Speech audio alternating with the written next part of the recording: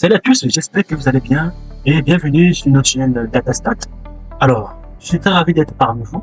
Pour cette vidéo, nous allons aborder la notion des fonctions. Alors, pour cette vidéo, nous allons nous focaliser d'abord des fonctions de calcul de base. On va utiliser Excel comme une véritable calculatrice. Et plus sans tarder, ouvrons donc Excel. Alors, ici nous sommes en face d'Excel. D'abord, vous devez savoir ce qui rend Excel très puissant, l'utilisation des fonctions. Ce qui rend Excel plus rapide, automatique, c'est l'utilisation des fonctions. L'utilisation des fonctions va nous servir de pouvoir automatiser en fait les calculs, automatiser certaines tâches. Alors, regardez comment ça fonctionne.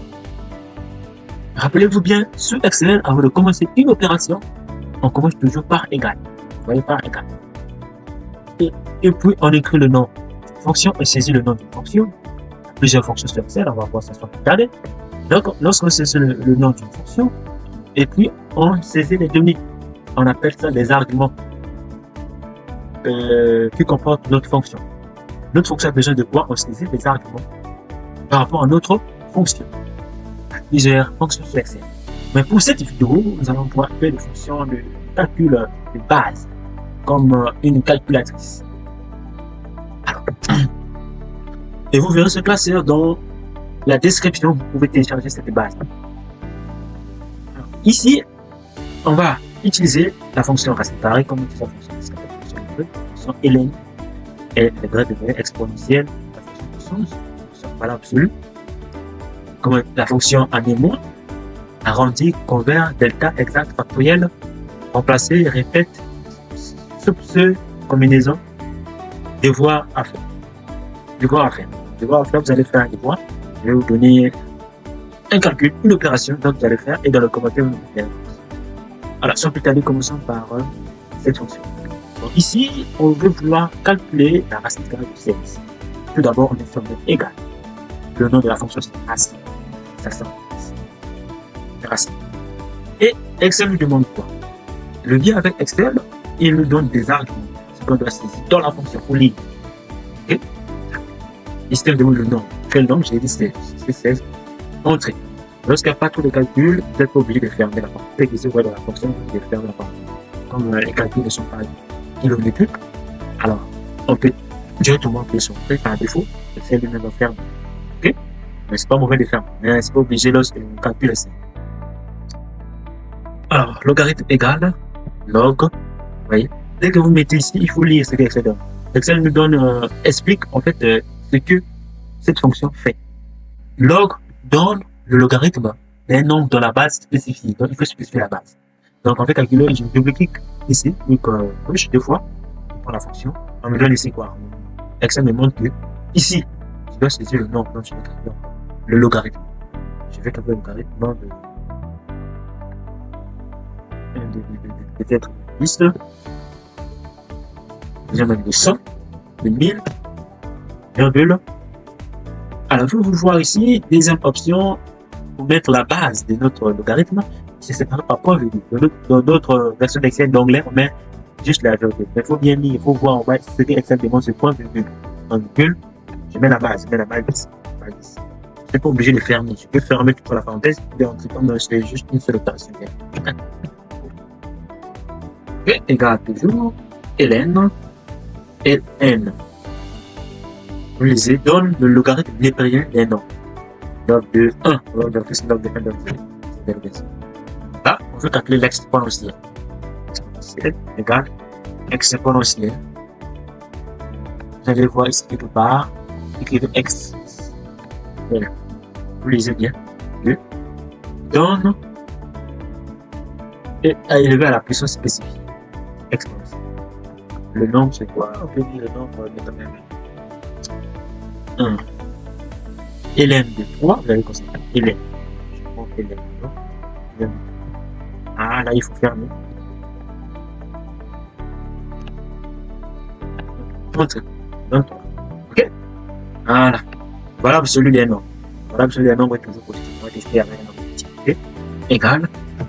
La valeur absolue ici, c'est ABS. ABS, ça représente la valeur absolue sur Excel. On voit la valeur absolue d'un nombre.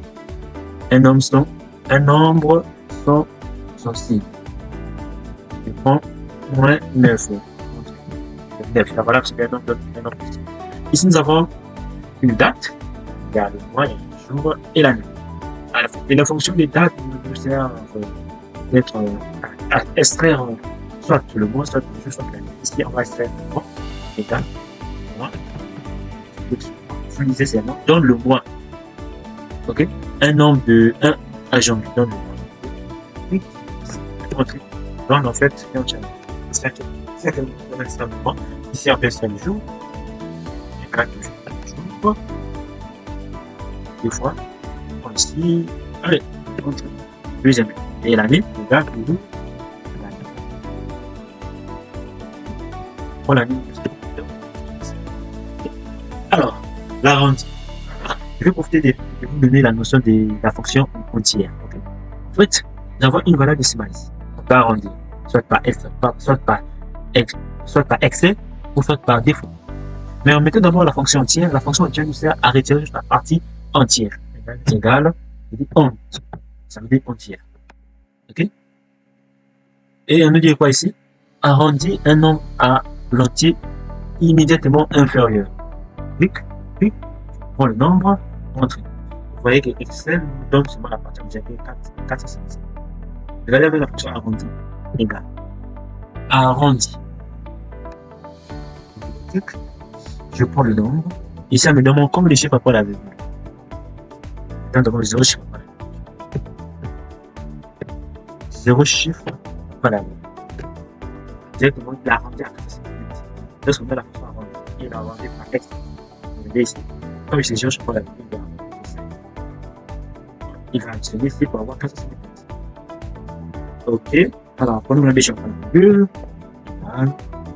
Arrondi. Le nombre, comme des chiffres pour la virgule, ainsi de suite. Alors, fonction delta. La fonction delta est la fonction exacte qui nous permet de faire la comparaison entre deux séries.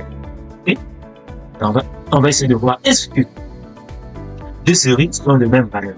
Donc, cette fonction permet de faire un test d'égalité entre deux séries, entre deux nombres. Ça permet de savoir est-ce que ces deux nombres sont égaux. On va les tester ici. Regardez dans ce tableau que nous avons, j'ai deux en fait, séries, deux nombres 4, 4. Delta va nous dire est-ce que ces deux nombres-là sont égaux. Okay? Donc, égal delta. Le bien avec Excel, dès qu'il explique la fonction, il nous explique en fait c'est quoi cette fonction. Il a dit ceci test l'égalité de deux nombres. Nombre 1, ça. Nombre 2, nombre 2. Entre. Dès que constater, dès que les deux nombres sont égaux, il nous montre 1. Dès que vous utilisez la fonction delta, on compare deux nombres, lorsqu'il donne ça veut dire que les deux nombres sont égaux. Je connaissais bien comment écrire. Je ne peux pas répéter ça.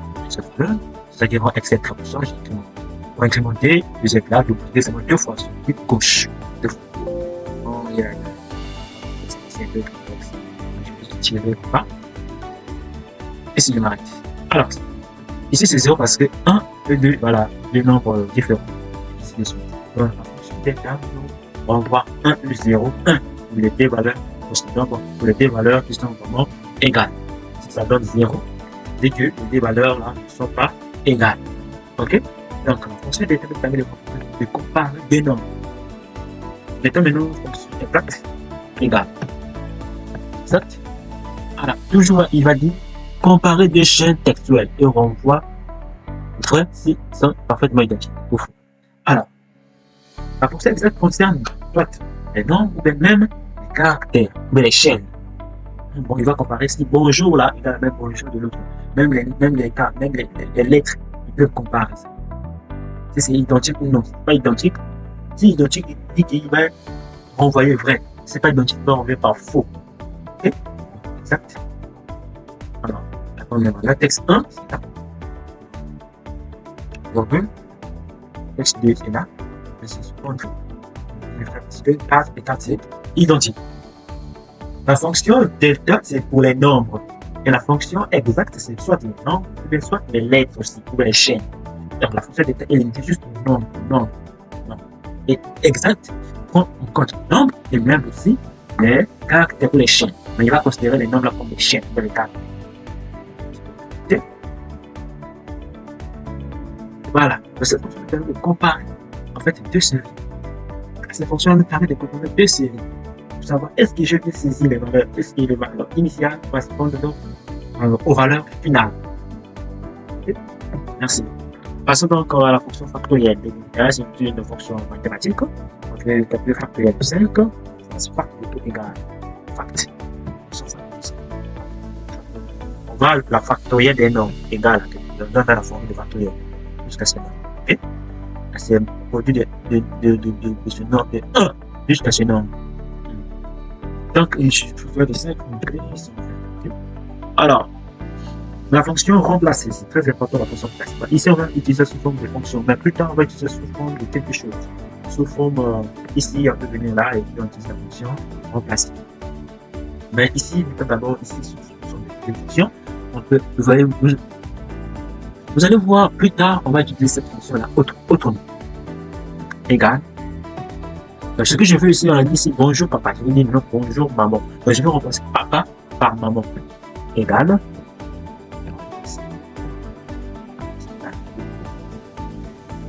Aussi un test. Là. Point virgule. Ici, on nous demande le numéro de départ. Donc, il nous dit à partir de quelle lettre on va modifier. Nous allons modifier juste papa. Mais on doit compter en fait. Bonjour contient déjà comme une lettre. 1, 2, 3, 4, 5, 6, 7. Et l'espace est 8. Donc à partir de 9 pas. P là. 9. 9. Et papa compte combien de lettres? 4. Donc 9. Ils vont lever. Ils vont remplacer 4 caractères. On virgule. Par quoi? Par maman. D'accord.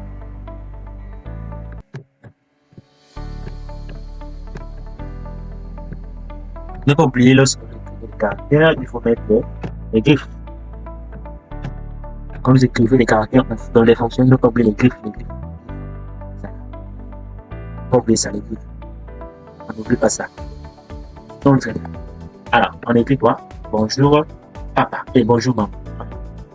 Bon, alors, fonction répète permet de répéter en fait quelque chose, une cellule, une valeur n. Et c'est la fonction répète. Répète un test un certain nombre de fois. Utilisez répète pour remplir une cellule avec un certain nombre d'occurrences d'une chaîne de caractères. Chaîne de caractères là. Je clique d'abord sur ma fonction chaîne de caractères. On dit je dois répéter ça combien de fois? 2 fois. Bon, c'est pas grave, 2 fois. On dit, et bon. Alors, fonction. J'espère que je n'ai pas sauté. Ah, j'ai sauté une fonction. La fonction convaincre. Ok, convaincre. Cette fonction nous permet de convertir un nombre d'une unité à une autre unité. Ok, si exemple nous avons des minutes, de le convertir en secondes. Donc, convertissons d'abord 5 minutes en secondes. J'ai égal, fonction convaincre. 5, le nombre c'est quoi le 5? Je vais convertir. Le 5 là c'est déjà en minutes. Ça sort en fait des unités, si vous cherchez l'unité minutes. Tout comme vous faites une minute.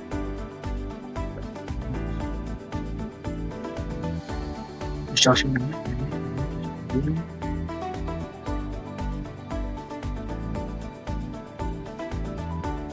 J'ai vu ça, minute là. Point virgule. Et je convertis encore en secondes. C'est la 5. Il montre déjà la unité par laquelle vous allez convertir. Voilà. Entrée. 300 secondes. Dans 5 minutes, égal à 300 secondes. Alors, c'est ça que j'avais souhaité. On est maintenant au point soupçonneux. À cette fonction nous permet de comparer la valeur à une certaine valeur qui est seule. Si la valeur correspond donc au seuil, il montre 0. Si ce n'est pas le seul, on montre 1. On voit ici, nous avons un tableau qui utilise cette fonction. C'est-à-dire, il est égal. Là, le nombre, c'est d'abord ça. Et point virgule, et le seuil, ce sont 25. Okay? Entrée. Ici, constatez que 124 et notre seuil est deux valeurs différentes. Point 0. Regardez, je vais incrémenter. Vous voyez qu'ici, nous donne 1 parce que notre valeur est supérieure au seuil. Ici, nous donne 1, 0 parce que notre valeur est inférieure au seuil. Nous donne 1 ici parce que notre valeur est supérieure au seuil. Dès que la valeur dépasse le seuil, ça nous renvoie donc à 1. Dès qu'on s'affère au seuil, on va à 0. Ça nous permet de savoir dans une base de données quelles sont les valeurs qui dépassent les limites à un indicateur. Ok, passons donc à la fonction combinaison. Combinaison, toujours une formule mathématique égale combine.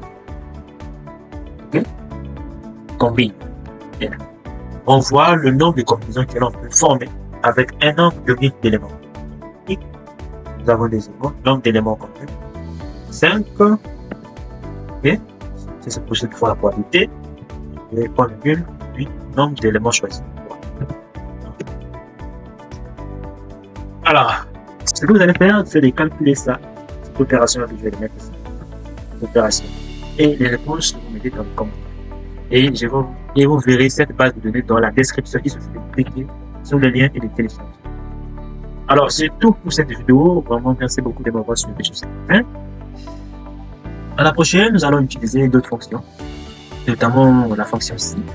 Alors, pour ne pas manquer à ces vidéos, à nos prochaines vidéos, abonnez-vous rapidement. Et n'oubliez pas de liker si vous avez aimé et de partager. Merci beaucoup. À la prochaine.